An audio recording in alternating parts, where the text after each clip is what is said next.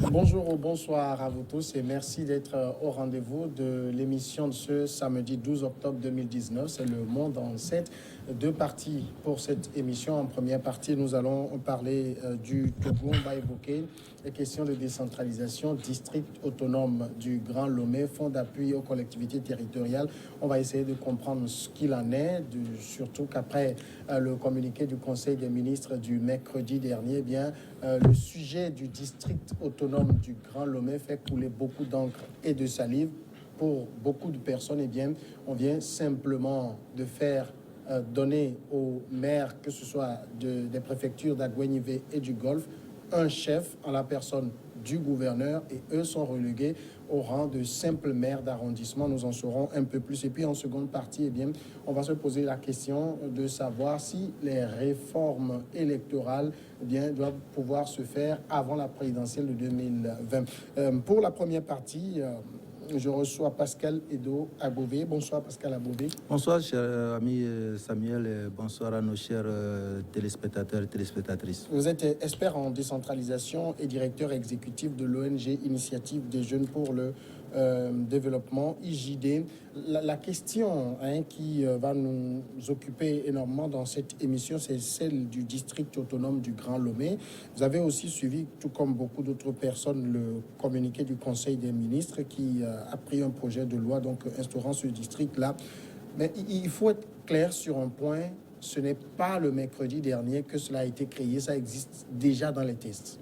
Oui, absolument. D'abord, je tiens à vous féliciter pour le travail d'information que vous faites. Vous savez, aujourd'hui, les populations sont dans une situation un peu floue. Je voudrais préciser que l'idée de création de district autonome du Grand Lomé n'est pas une décision du gouvernement. Ouais. C'est une disposition de la loi. Et je voudrais rappeler quand même deux choses.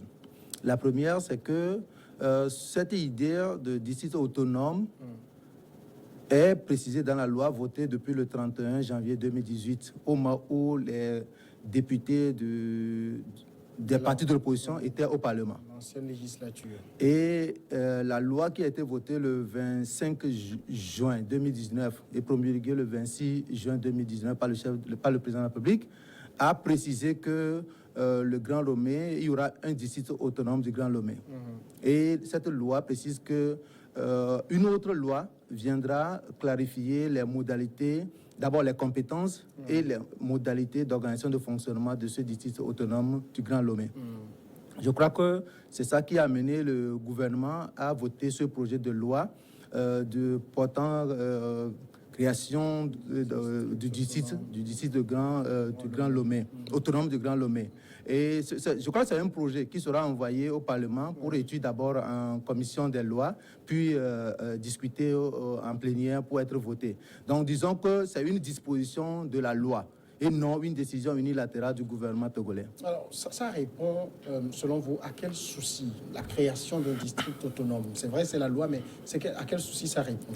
Vous savez que nous avons une loi votée le 13 mars 2007 qui a prévu la commune du Grand Lomé. Oui. Cette loi a été modifiée malheureusement le 31 janvier 2018 pour maintenant répartir le Grand Lomé en plusieurs communes. Donc, du coup, avec cette configuration, la ville de Grand Lomé n'a plus une entité qui la représente. Donc, si aujourd'hui, on veut prendre des décisions pour le compte de Grand Lomé, on n'a pas une entité. Parce que les maires sont autonomes dans leur commune. Donc, il n'y a pas un grand maire de Lomé. Donc, il est important que le gouvernement puisse vraiment prendre des mesures pour que la ville de Lomé soit représentée par une entité. Je crois que c'est ça qui justifie en réalité l'idée du district autonome du Grand Lomé. C'est ça. Donc, c'est ce district qui va représenter la ville de Lomé. Sinon, nous aurons 13 maires dans les différentes communes du Grand Lomé, mais il n'y aura pas un qui pourra parler au nom de la ville de Lomé. Donc, c'est ce gouverneur qui sera le répondant de la ville de Lomé. C'est vrai que nous allons tout à l'heure parler de ses compétences et ses relations avec les autres communes. Donc voilà un peu ce qui justifie cela. Sinon, Lomé risque de ne pas avoir un répondant. Mais est-ce que ça ne montre pas quand même que ce modèle qu'on a choisi de morceler le Grand Lomé en 13 communes n'est pas véritablement l'idéal? On aurait pu avoir une commune de Grand Lomé que le problème ne se serait pas posé. Ah, absolument, je suis d'accord avec vous. Et c'est pour cette raison que nous avons estimé que la loi votée le 13 mars 2007 était normalement mieux placée pour éviter toute incompréhension, bien pour permettre aux citoyens de s'atteler à l'essentiel. Maintenant que le 31 janvier 2018, cette loi a été modifiée, maintenant, morcelant la ville du Grand Lomé, et ça pose un sérieux problème. Donc, avec la création de plusieurs communes au niveau du Grand Lomé, il est important quand même qu'on puisse avoir une structure représentative qui pourrait représenter vraiment la ville de Lomé. C'est vrai qu'on nous dira que ce n'est pas une particularité togolaise, elle est essayée aussi en Côte d'Ivoire, mais dans la pratique, est-ce que c'est quelque chose qui répond véritablement aux besoins sur le terrain? Nous avons toujours déploré que le fait de créer plusieurs entités nous conduirait à utiliser plus de ressources pour le fonctionnement de ces administrations. On aurait pu réduire le nombre de collectivités territoriales pour vraiment faire face aux grands enjeux de développement. Aujourd'hui, nous avons plusieurs communes, 113 communes, avec d'autres collectivités, 117 communes, avec le district autonome de Lomé, avec d'autres institutions comme le fonds, comme le bureau du citoyen dans chaque commune. Je crois que l'État aura dépensé beaucoup. Donc, compte tenu de la taille de la ville de Lomé, on aurait pu réduire le nombre de communes pour utiliser plus de ressources dans la réalisation des infrastructures. Malheureusement, les politiques ont opté pour ce morcellement de la ville de Lomé. Bon, nous prenons acte, puisque, quoi qu'on dise, les décideurs sont souverains, c'est eux qui prennent les décisions. Nous respectons ces décisions-là, mais l'idéal serait qu'on puisse réduire le nombre de communes. Est-ce que, concrètement, ça ne réduit pas les maires des 13 communes à de simples maires d'arrondissement? Absolument non. Absolument non. Je voudrais quand même profiter de l'occasion pour expliquer quelque chose. Vous savez, en matière de décentralisation, il y a des principes qu'on respecte. D'abord, il y a le principe de subsidiarité qui stipule que les communes doivent gérer les compétences qui stipule que on ne peut que confier les compétences que chaque collectivité peut gérer selon ses capacités. Et ça, je peux vous le lire à l'article, dernier alinéa de l'article 3 de la loi. On dit que les collectivités territoriales ont vocation à exercer les compétences qui peuvent le mieux être mises en œuvre à leur échelon. Donc, quand nous voyons les compétences du Grand District de Lomé, on se rend compte que ces compétences n'affectent pas les compétences des maires du Grand Lomé, puisque les maires du Grand Lomé auront les mêmes pouvoirs, auront les mêmes compétences que les maires des communes de l'intérieur. Autre disposition de la loi dit ceci, ça c'est le principe de la non-hiérarchie. L'article 5 de la loi dit qu'aucune collectivité territoriale ne peut établir ou exercer de tutelle sur une autre collectivité territoriale. Ce qui voudra dire naturellement que le district du Grand Lomé étant considéré comme une collectivité, le gouverneur n'est pas le chef hiérarchique des maires. Donc les maires auront leur pouvoir, les maires du Grand Lomé auront leur pouvoir tout comme les maires de l'intérieur. Sauf qu'au niveau des compétences, il y a certaines actions que les communes ne pourront pas mener compte tenu de leurs moyens. Donc ce sont ces actions qui seront confiées au district du Grand Lomé. Vous comprenez un peu. Donc, les maires de Lomé ont toujours le même pouvoir que les maires des communes de l'intérieur. Voilà. Ça, il faudrait que nous puissions expliquer ça aux concitoyens. Voilà. Et je précise que les maires des communes de l'intérieur aussi ne pourront pas tout faire parce que, pour le moment, nous venons de faire les élections locales au niveau communal. Bientôt, il y aura des élections locales au niveau régional. Donc, nous aurons bientôt les conseillers au niveau régional qui seront chargés de réaliser certains grands projets qui dépassent les capacités des communes.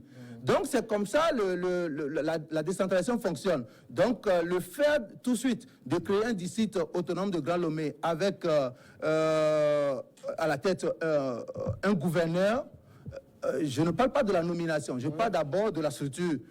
N'enlève pas le pouvoir des maires des communes du Grand Lomé. Non, non, les maires des communes du Grand Lomé gardent toujours leur pouvoir, tout comme leur père des autres communes de l'intérieur.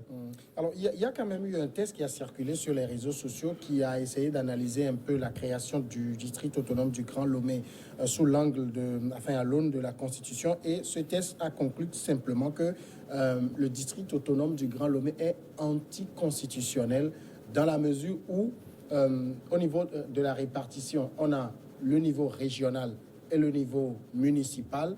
Alors que le district fonctionne comme une entité territoriale, mais c'est des gens qui sont nommés, en fait, qui sont là. Et donc, c'est anticonstitutionnel selon ce test-là. Je déplore que nous, Togolais, nous réveillons tardivement. Je tiens à le préciser, je ne suis pas la personne mieux indiquée pour déclarer le caractère inconstitutionnel ou bien anticonstitutionnel de la création de ce nouveau district autonome de Grand Lomé. Il y a des institutions habilitées. La Cour constitutionnelle est là. Nous avons des grands juristes, des constitutionnalistes qui auront à se prononcer sur le caractère légal de cette décision. Néanmoins, je tiens à préciser que ce n'est pas une nouvelle décision du Conseil des ministres. L'idée de création du district autonome de Grand Lomé n'est pas une nouvelle décision du gouvernement. Je tiens à le dire que la loi votée le 25 juin 2019 a déjà prévu la création de ce district autonome du Grand Lomé avec la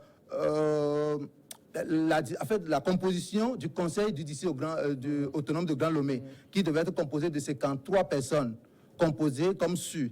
Un gouverneur nommé par le président de la République, c'est 26 personnalités nommées en conseil de ministres et 26 autres conseillers venant des communes, des 13 communes du Grand Lomé. Et c'est ce que la loi a prévu. La loi a prévu même un bureau exécutif de ce district autonome du Grand Lomé. Donc, le bureau exécutif de ce conseil est composé de 6 personnes, à savoir un gouverneur, 3 vice-gouverneurs, un secrétaire et un secrétaire adjoint. Voilà ce que la loi a déjà prévu le 25 juin 2019. Le Conseil des ministres a pris la nouvelle loi, le nouveau projet de loi vient juste préciser les compétences et les modes d'organisation de fonctionnement de ce district autonome du Grand Lomé. Voilà ce que nous pouvons comprendre. Maintenant, nous allons essayer d'analyser un peu les compétences qui sont confiées à ce district du Grand Lomé pour voir est-ce que ces compétences ne viennent pas enlever le pouvoir des conseils municipaux des différentes communes du Grand Lomé. Et maintenant, nous allons essayer aussi d'analyser leur mode de fonctionnement pour voir est-ce qu'ils auront un pouvoir sur les conseils municipaux des communes de Grand Lomé ou bien il n'y aura pas de rapport. Je crois que chaque entité interviendra selon ses capacités, ses compétences à un niveau donné. Donc, le district autonome du Grand Lomé ne vient pas priver des maires, enfin, priver le maire ou bien les conseils municipaux de leurs compétences ou bien de leurs pouvoirs. Alors, avant d'aller dans le fond des compétences, il y a eu beaucoup de personnes qui ont essayé de dire aussi que ce projet de loi est une réponse indirecte aux maires du Golfe 4 sur le problème précis du grand marché de Lomé. Pascal Edo Agové, je voudrais avoir votre avis là-dessus. Le grand marché de Lomé est-il du ressort de la compétence du maire du Golfe 4 ou c'est un marché d'intérêt national? Vous savez, ne personnalisons pas le débat.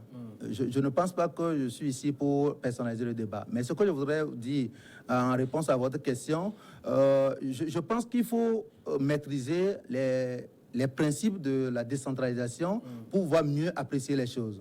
Vous savez que nous venons d'élire les maires, c'est-à-dire les conseillers municipaux qui seront chargés de gérer les affaires locales de nos communes, mais il y aura toujours certaines affaires qui seront toujours gérées par l'État et d'autres affaires qui seront gérées après par les conseils régionaux. C'est-à-dire que chaque entité interviendra selon le niveau de ses compétences, selon ses moyens.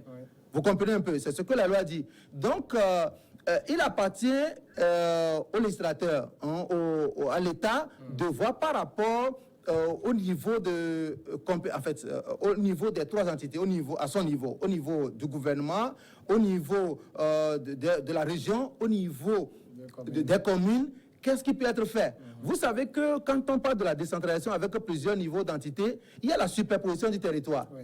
La collectivité, les communes, par exemple, constituent les collectivités territoriales de base. Donc, si on leur confie tout le pouvoir, je crois que les régions et l'État n'auront plus de place à exercer leurs compétences. Donc, disons que c'est sur le même territoire que les autres entités vont intervenir. Donc, on se dit, dans votre commune, par exemple, vous êtes appelé à intervenir dans le domaine de l'éducation, mais vous, les conseillers municipaux, vous ne devez pas dépasser le niveau, niveau primaire. Oui. Les autres, les conseillers régionaux vont intervenir dans le domaine de l'éducation, mais ils vont intervenir par exemple au niveau du lycée. Et s'il doit y avoir une université dans votre commune, c'est l'État qui doit intervenir. C'est comme ça que les choses se font. C'est ce qu'on appelle le principe de subsidiarité. Donc il ne faudrait pas que les citoyens pensent qu'une fois que les conseillers municipaux ou bien les maires sont élus, ils sont appelés à exercer toutes les compétences sur leur territoire. C'est sur le même territoire que les différentes entités vont intervenir. Donc il est important de clarifier le niveau de compétences. Qu'est-ce que les communes sont appelées à faire? Qu'est-ce que les régions sont appelées à faire? Et qu'est-ce que l'État même va faire sur le même territoire? Donc, si nous ne prenons pas la mesure de la situation, nous allons nous embrouiller dans les choses. Donc, il est important que cela soit clarifié. Donc, cette clarification que le gouvernement vient de faire par rapport à certaines infrastructures de grands lots dans la capitale, je crois qu'il faudrait que cela soit analysé. Nous n'avons pas encore pris connaissance de manière détaillée du test du projet de loi. Quand nous aurons en main le document, nous allons l'apprécier pour voir est-ce que les dispositions de cette loi n'est pas en contradiction avec les principes de la décentralisation. A priori, je dis que le législateur doit prendre des mesures pour que le texte qui sera voté au Parlement prochainement ne soit pas en contradiction avec les principes de la loi. Il ne faudrait pas que le pouvoir du conseil du district autonome du Grand Lomé ou bien le pouvoir du gouverneur vienne enlever vient lever le pouvoir des maires ou bien du conseil municipal. Il faudrait que les choses soient claires parce que selon la loi, aucune collectivité ne peut exercer ou bien établir la tutelle sur une autre collectivité. Donc le district autonome du Grand Lomé n'est pas une entité qui est le chef ou bien qui est au-dessus, qui va donner des ordres aux communes. Oui. Donc, le gouverneur n'est pas une supérieure hiérarchique qui va appeler le maire pour dire c'est ce que vous devez faire, c'est ce que vous devez faire. Non. Chacun d'eux interviendra selon ses niveaux de compétences. Voilà ce qui sera fait. En clair, par exemple, pour une infrastructure comme le grand marché de Lomé, c'est l'État qui gère. Oui, c'est l'État qui gère et le projet de loi que nous venons de lire dit que l'État peut confier la construction de ce marché, par exemple, au district autonome de Grand Lomé. C'est pour dire que c'est de la compétence de l'État, mais l'État peut déléguer ça au district autonome de Grand Lomé. Tout comme l'État peut décider de construire un terrain omnisport dans une commune. La construction du terrain, d'un grand terrain omnisport n'est pas du ressort du conseil municipal. Ça, c'est du ressort de l'État ou bien d'une autre entité plus élevée. Donc, si on veut intervenir dans une commune, la seule chose que l'État peut faire, c'est le respect de la consultation préalable, c'est-à-dire du principe de la consultation préalable. L'État doit informer les conseillers municipaux que nous avons ce projet que nous voulons réaliser sur votre territoire.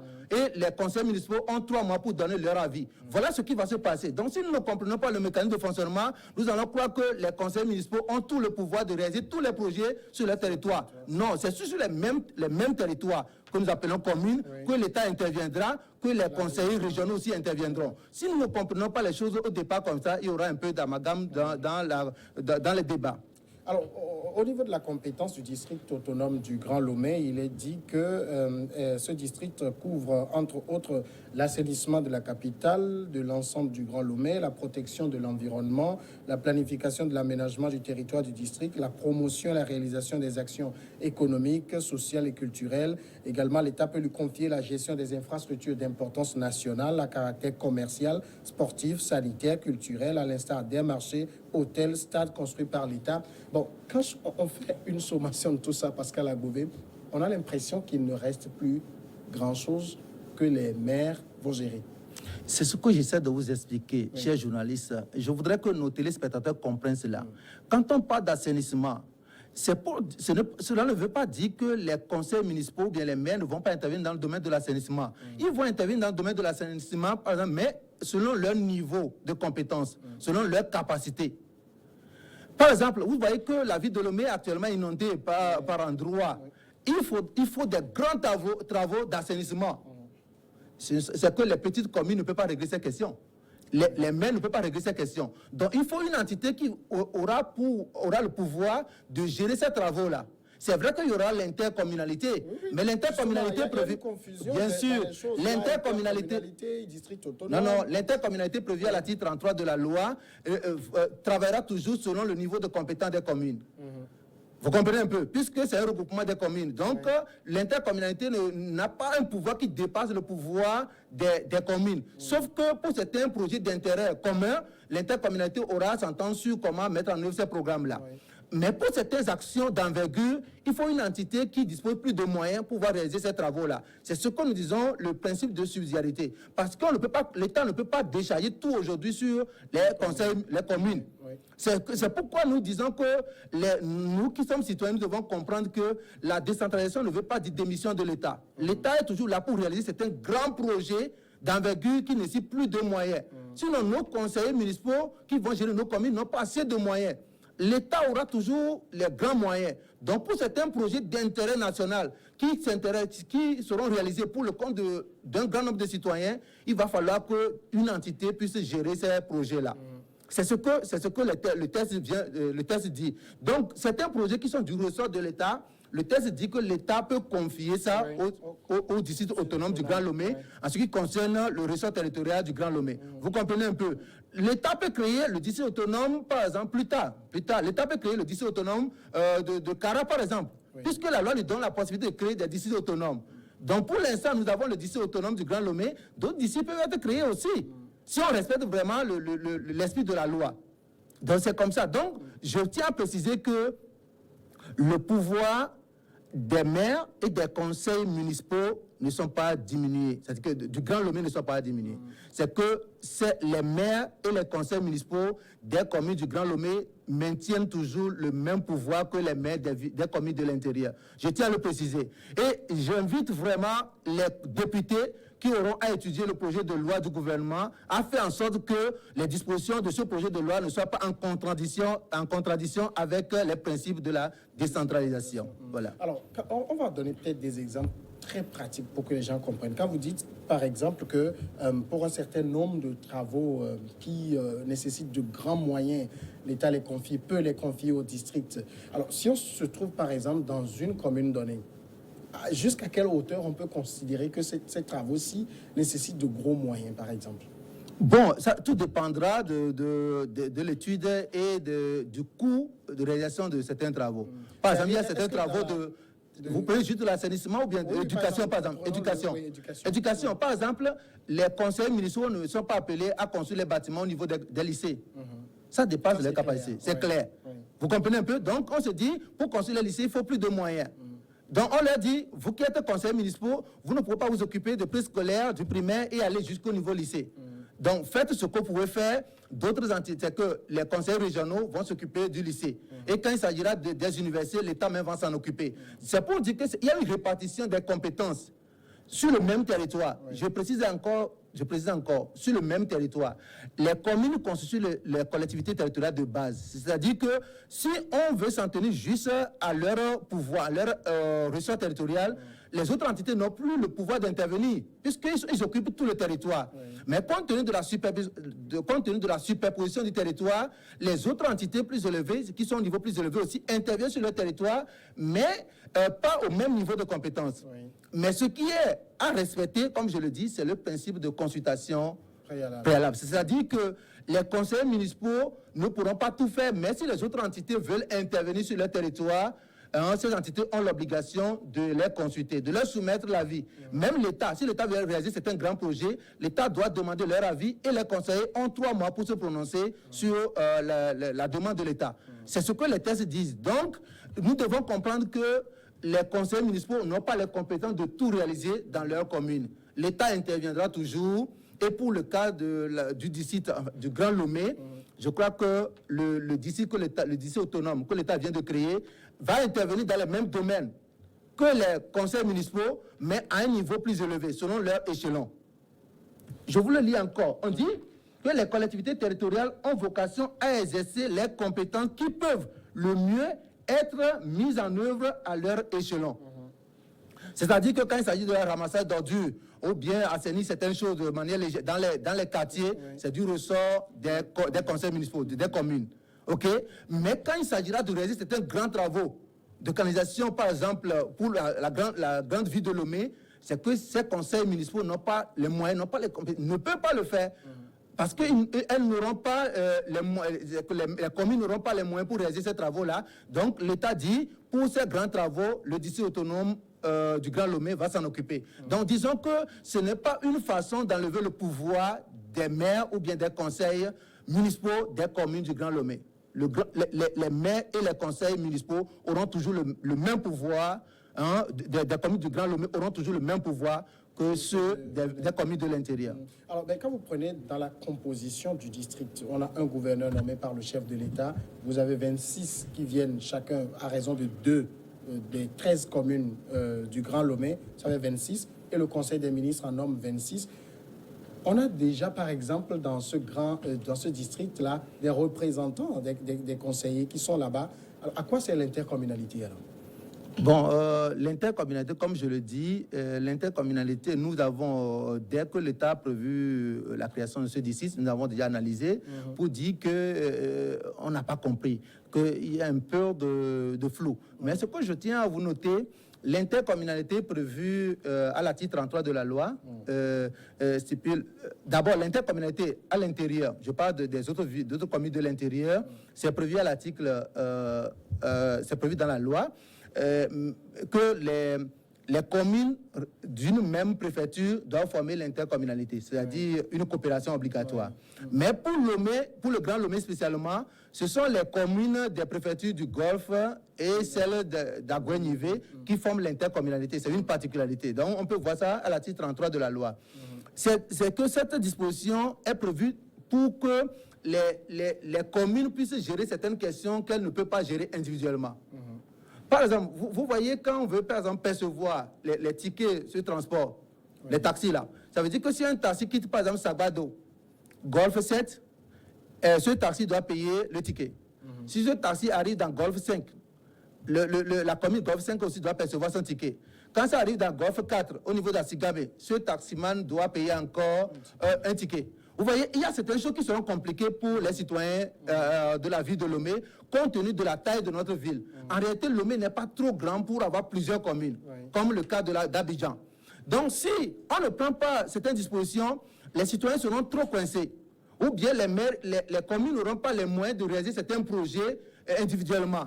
Il y a certains projets aussi qui nécessitent plus de moyens de coopération, parce que les besoins de ces communes, certains besoins de ces communes sont les mêmes. Donc, on se dit, si vous créez une intercommunalité, vous travaillez ensemble, pour certains sujets, vous n'avez pas besoin de faire des projets individuels. L'intercommunalité peut gérer pour votre compte certains projets qui sont de votre ressort.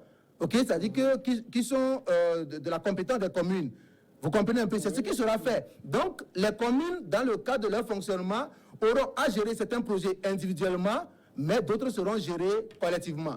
Donc, c'est l'intercommunalité qui sera appelée à gérer les projets pour le compte des communes résidant dans la même préfecture, ou bien, pour le cas de Lomé, pour les communes qui sont dans la préfecture du Golfe et celles qui sont dans la préfecture d'Aguenivé. Voilà ce que les tests ont prévu. Donc, c'est ce mécanisme de fonctionnement que nous allons observer dans le cadre de l'effectivité de la décentralisation. Donc, chaque citoyen doit comprendre bien cela.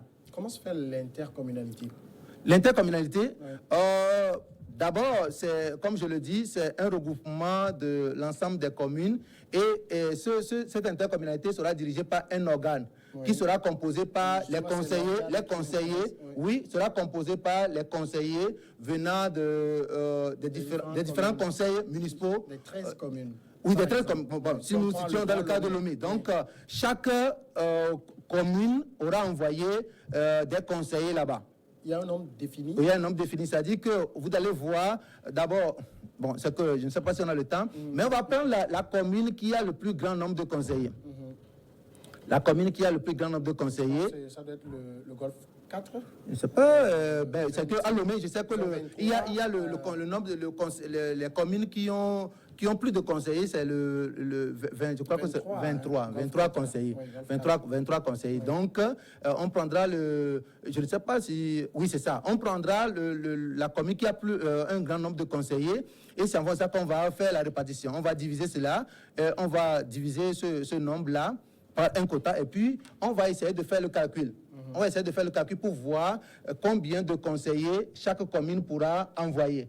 Et quand on divise, j'ai résumé un peu, quand on attribue ces conseillers aux communes et qu'il reste encore, supposons que dans une commune, on va diviser par 3. Prenons le cas de 23, ou bien 23, ou bien, je ne sais pas combien on va prendre. On prend le cas de 23. Et quand on divise et qu'on voit le nombre de conseillers, peut-être qu'il peut être allé au 29 ou bien 31 pour la ville de Lomé, on va diviser par le nombre de communes. Oui. Et on verra un quota. Si on multiplie, je n'ai pas fait le calcul avant de venir, donc si on multiplie le nombre de conseillers par le nombre de communes, et il reste encore un nombre, alors on va commencer par attribuer le reste là aux communes en fonction de leur nombre de conseillers.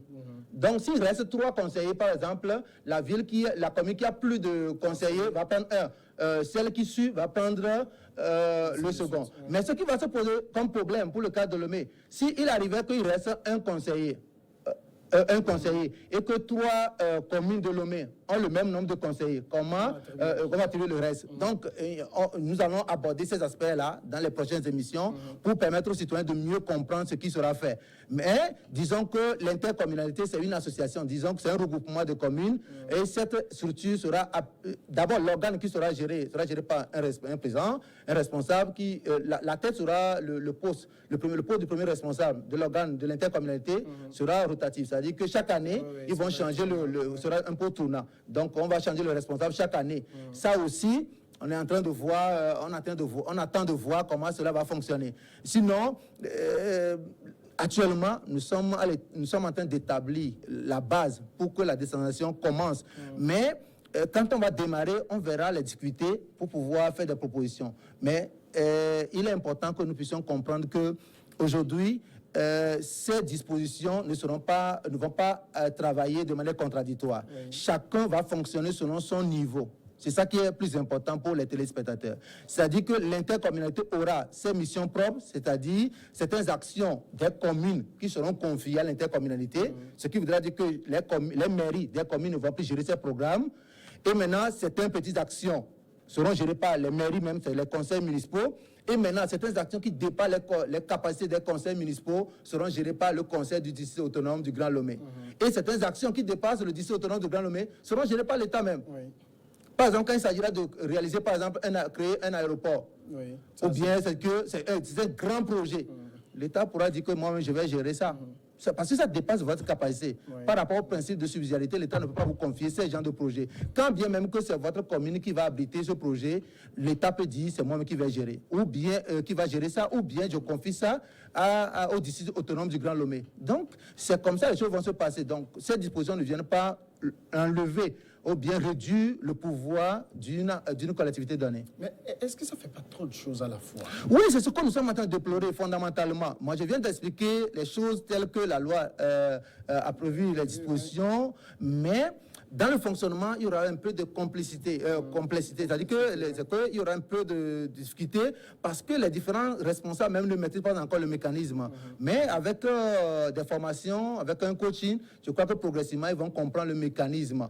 Et il ne faudrait pas que les gens mettent dans la tête que nous allons fonctionner selon un système déconcentré, où tout de suite le gouverneur est le patron des maires. Quand il vient, il va commencer par instruire les maires. C'est ce que vous devez faire, c'est ce que vous devez faire. Ce n'est pas comme ça. Ce n'est pas comme le ministre est le patron du préfet, il peut appeler le préfet et lui dire c'est ce que vous devez faire. Non, les autorités locales ont leurs propres compétences et chacune va travailler selon les compétences de son ressort territorial. Donc chacun a ses propres pouvoirs. Le gouverneur ne vient pas arracher le pouvoir des maires. Je précise très bien que les maires des communes du Grand Lomé auront le même pouvoir que les maires des communes de l'intérieur. D'accord. On va évoquer maintenant le second aspect de notre sujet, c'est ce qui concerne le fonds d'appui aux collectivités territoriales. La loi également donc prévoit à créer un fonds d'appui aux collectivités territoriales en remplacement donc du fonds créé par la loi du 13 mars 2007 et contrairement à l'ancien fonds conçu sous la forme d'un établissement public financier doté de la personnalité morale et de l'autonomie financière. J'avoue qu'il faut que je reprenne mes lunettes, avec un risque de voir les ressources utilisées essentiellement pour son fonctionnement au détriment de l'appui aux collectivités territoriales sous sa nouvelle forme. Le fonds se présente comme un mécanisme de transfert de ressources aux collectivités territoriales, souple dans son organisation et son fonctionnement. Expliquez-nous, en français facile, c'est quoi la différence entre le mécanisme de l'ancien fonds et celui du nouveau? Ok, je crois que la nouvelle disposition vient réduire un peu le pouvoir, les compétences, enfin le pouvoir du FAC, du fonds.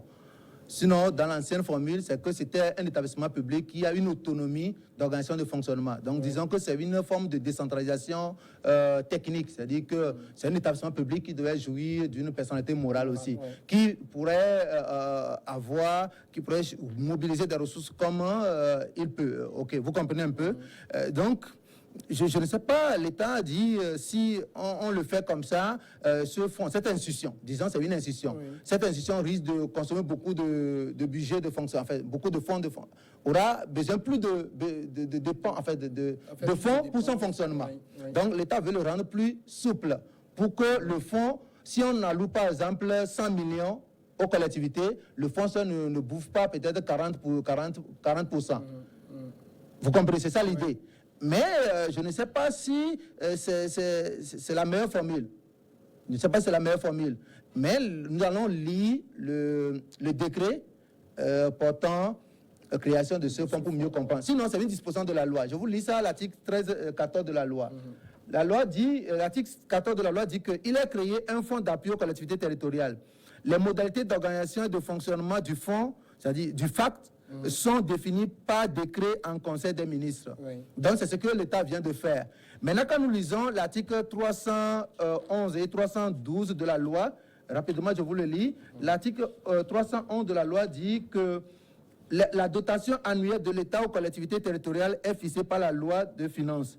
Les ressources relatives à la dotation de l'État sont mises à la disposition des collectivités territoriales dans le cadre du fonds d'appui aux collectivités territoriales.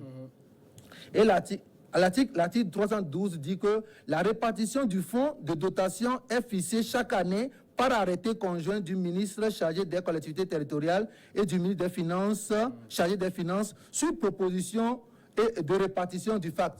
Ça veut dire que c'est telle que la disposition, telle que la loi le précise à l'article 312, même si on a une institution, quand l'État donne un budget, c'est-à-dire dit par exemple que je donne 5 milliards pour les collectivités territoriales, cette institution est chargée de faire d'abord une proposition de répartition de ce montant pour le compte des différentes des collectivités. Et maintenant, il faut forcément un arrêté. Donc ça veut dire que les ministres interviennent toujours. C'est-à-dire que le ministre en charge des collectivités territoriales, le ministre des Finances intervient toujours. C'est eux qui doivent prendre la décision. Ça veut dire que cela enlève même le caractère autonome, autonome de ce fonds. Ça veut dire que le fonds est là, cette institution est là, mais n'a pas le pouvoir de décider. Donc je crois que c'est par rapport à cette disposition de l'article 312 que l'État vient de prendre son décret en conséquence. Parce que si on maintenait cette disposition avec ce qui a été prévu, il y a un problème. Est-ce que ça veut dire que le FACT, c'est ça qui donne aux communes les moyens de fonctionner en termes financiers? Non, c'est l'État qui va décider du montant qu'il veut mettre à la disposition des communes. Étant donné que les collectivités territoriales ne sont pas des structures de l'État, l'État ne va pas envoyer directement l'argent au maire ou bien au conseil municipal comme ça. L'État mettra le montant que l'État a prévu sera géré par le fonds. Donc c'est le fonds qui est l'intermédiaire entre l'État et les collectivités. Donc c'est un instrument que l'État met en place pour pouvoir appuyer les collectivités en fonction des dotations qui sont prévues par le budget de l'État. Parce que je lis, je ne sais pas si je suis me retrouver, en tout cas que le fonds, c'est le FACT qui fait la mobilisation des ressources financières, c'est ça? De la mobilisation de ressources. Ça veut dire que les communes ne vont pas directement percevoir des taxes? Non, il y a beaucoup de choses à dire dans ce cas. C'est que quand on dit l'État passera par la Régie nationale des recettes, l'OTR, pour mobiliser beaucoup de ressources pour le compte des collectivités. Les collectivités aussi auront à mobiliser leurs propres ressources endogènes à travers la fiscalité locale. Mais il y a aussi d'autres ressources que le fonds peut mobiliser auprès des bailleurs de fonds. Si par exemple on a besoin d'un projet pour le compte des communes et qu'on doit aller vers la Banque mondiale, le FMI, ou bien l'Union européenne, on a un grand projet pour le compte des communes, alors je crois que c'est là où on parle de la mobilisation de fonds dans ce sens. Sinon, les fonds de l'État seront toujours mobilisés par la Régie nationale, c'est l'OTR, au niveau national. Les recettes à collecter pour le compte des collectivités au niveau national, je crois que c'est du ressort de l'OTR et certaines taxes seront collectées par les communes elles-mêmes. OK? Donc, pour d'autres ressources extérieures, alors le FAP peut faire la démarche pour pouvoir mobiliser ces fonds. Je crois que c'est ce qu'on est en train de dire. Mais nous allons lire le test. Nous n'avons pas encore lu de manière détaillée le décret portant création du FAP pour mieux comprendre. Nous reviendrons sur ça dans nos prochaines éditions pour bien éclairer nos téléspectateurs. Oui, parce qu'en fait, ce que je voudrais comprendre ici, c'est que si les collectivités, les communes peuvent percevoir les taxes, comme vous le dites, au niveau local, et qui leur permettent déjà de fonctionner, pourquoi ont-elles encore besoin qu'on leur dote de nouveaux fonds? Oui, vous savez, il faut comprendre le budget des collectivités territoriales. Il y aurait d'abord les besoins de fonctionnement. L'administration municipale a besoin des ressources pour fonctionner. Il s'agira maintenant de réaliser des projets pour le compte des populations. Par exemple, domaine éducation, santé, assainissement, formation. Vous comprenez un peu? Les ressources propres des communes ne peuvent pas régler, permettre de réaliser ces projets. Donc, les fonds que l'État envoie, ou bien les ressources que les communes mobilisent, seront utilisées en partie pour le fonctionnement et en partie pour les investissements. Mais nous savons tous que les ressources propres ne peuvent pas permettre de réaliser tous les projets d'investissement. J'ai fait un tour à l'intérieur la dernière fois pour les communes, les présidents de délégation spéciale. Ils m'ont dit que parfois, le fonctionnement seul bouffent 85% de leurs ressources. Ce qui fait qu'il ne reste que 15% pour réaliser les projets pour le compte des citoyens. Alors, dans ce cas-là, les collectivités seront obligées d'aller vers les partenaires pour mobiliser des ressources à travers les projets qu'ils auront à élaborer. Donc, vous comprenez un peu? Donc, les ressources propres des communes ou bien les dotations de l'État ne pourront pas permettre aux collectivités de réaliser tous les projets de développement de leur ressort territorial. Donc, il est important d'aller chercher des ressources additionnelles auprès des institutions internationales ou bien d'autres organismes de coopération. C'est vrai qu'on aura peut-être d'autres créneaux pour mieux comprendre, mais dans le fond, si on prend tout cela, il y a l'existence d'un fonds qui va mobiliser des ressources. Il y a les communes qui vont également pouvoir mobiliser les ressources endogènes. Est-ce que tout ça, ça ne risque pas, cette décentralisation, d'être un goulot d'étranglement financier pour les populations? Non, pas du tout. Il suffit de... Nous allons lire le projet, enfin, le décret portant création du FAP pour mieux comprendre ce que le gouvernement a prévu. Je n'ai pas encore le test en main. Je n'ose pas trop donner les détails sur le fonctionnement de ce fonds. Mais disons que chaque entité fait son boulot. Par exemple, quand nous prenons l'OTR. L'OTR, c'est la Régie nationale des recettes de l'État qui mobilise des recettes pour le financement des actions publiques dans son... voilà, de manière générale. Donc, c'est à travers l'OTR que l'État aura mobilisé des ressources qui seront en partie gérées par l'institut étatique et une partie qui sera affectée aux collectivités. Maintenant, il y a dans la loi des finances, au niveau des recettes, la loi donne la possibilité aux collectivités de s'organiser pour mobiliser certaines ressources propres au niveau de leur ressort territorial. C'est ce qui sera fait. Donc, il s'agit juste pour ces collectivités de s'organiser pour percevoir des taxes qui doivent être collectées au niveau local. OK? Maintenant, ils auront besoin de réaliser certains projets. Ils ont besoin de construire, par exemple, des écoles. Ils auront besoin de réaliser certains projets, grands projets d'investissement. Les recettes que l'État leur donne, les recettes qu'elles mobilisent ne pourront pas faire face à ces dépenses-là. Il va falloir que des projets soient faits pour pouvoir mobiliser des ressources auprès des bailleurs de fonds, auprès des institutions internationales. C'est ce qui va se passer. Donc, nous ne pourrons pas dire que les collectivités pourront réaliser les grands projets d'investissement avec leurs propres ressources. Bien entendu, nous allons œuvrer pour que les recettes locales, endogènes, ne soient pas seulement utilisées pour le fonctionnement. C'est pourquoi nous allons conseiller les conseils municipaux d'alléger leur administration pour ne pas trop bouffer les ressources propres. Parce que les citoyens qui les ont élus attendent des services de qualité, attendent que leurs problèmes soient réglés. S'ils prennent toutes les ressources pour assurer leur fonctionnement, alors les citoyens seront délaissés. Donc, il est important que les conseils municipaux puissent mettre en place une administration légère pour pouvoir économiser. Donc, c'est l'approche que les conseillers doivent utiliser. Sinon, on risque d'utiliser toutes les ressources pour le fonctionnement et après tout, les besoins des populations ne seront pas réglés. C'est ce que nous pouvons dire. Mais en termes de mobilisation, il n'y a pas de problème. En termes de mobilisation de ressources, il n'y a pas de problème. Voilà. Alors, dernière question, Pascal, à Beauvais, bon, ça veut dire que, d'ailleurs, même on a vu que, par exemple, les programmes de passation de pouvoir entre les anciens et les nouveaux élus, c'est en cours. On est donc de plain-pied entré donc, dans ce processus de décentralisation. À l'allure où vous observez les choses, vous pensez que ça va être quelque chose de réussi pour le Togo? La décentralisation ou bien la Oui, la décentralisation. Nous sommes dans un processus et de par ma nature, je suis optimiste, donc je crois... Vu le climat dans lequel ça commence, là... Non, vous savez, la décentralisation va provoquer un séisme politique, c'est-à-dire que va changer les donnes. Et vous savez que l'homme est hostile au changement. Oui. C'est ce changement que les gens craignent. Mais ça va arriver automatiquement. Ceux qui détiennent le pouvoir, même au niveau central, ont peur que les élus puissent prendre une partie de leur pouvoir. Il y a la crainte là-bas. Même ceux qui géraient les collectivités territoriales, certaines collectivités territoriales ont peur de perdre leur pouvoir. Ça va arriver. Les présidents de délégation spéciale vont partir d'ici la semaine prochaine. Donc, du coup, le processus est irréversible. C'est-à-dire qu'on ne peut plus revenir, en arrière. Il faudrait que les citoyens se mettent dans la peau de changement. Le changement dont nous avons besoin pour le développement de notre pays arrive comme ça. Parce que nous allons changer les règles de gouvernance du pays. Désormais, les citoyens seront impliqués dans la gestion des affaires les concernant. Donc, je voudrais profiter de l'occasion pour dire à mes compatriotes que le train de développement est en marche. Il ne faudrait pas que nous nous mettions à l'écart. Il est important que chacun de nous puisse s'impliquer dans le processus pour provoquer le vrai changement dont nous avons besoin pour le développement.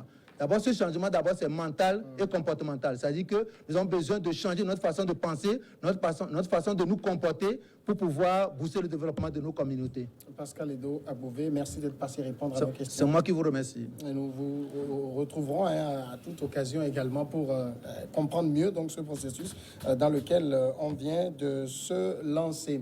Eh bien, on va observer un moment de pause. Elle va durer une dizaine de minutes et puis ce sera la seconde partie.